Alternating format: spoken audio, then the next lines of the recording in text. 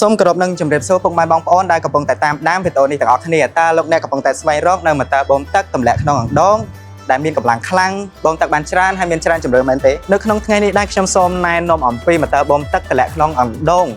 Maano ដែលជាបច្ចេកវិទ្យាអ៊ីតាលីដែលមានកម្លាំងសេះចាប់ពី1កន្លះសេះទៅដល់4សេះចំពោះតួម៉ូទ័រយើងមានចាប់ពី50ស្មើនឹង2អ៊ីង60ស្មើនឹង2អ៊ីងកន្លះ75ស្មើនឹង3អ៊ីង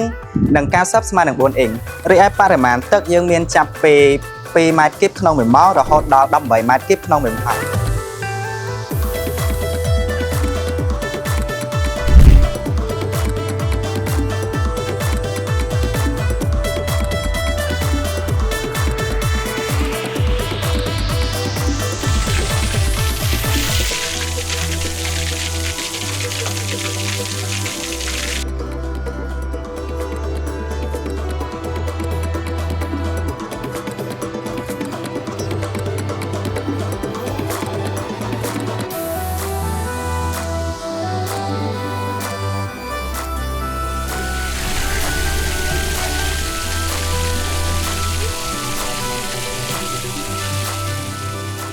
សម្រាប់បងប្អូនដែលកំពុងតែស្វែងរកនៅម៉ូទ័របូមទឹកទម្លាក់ក្នុងអណ្ដូងតួវែង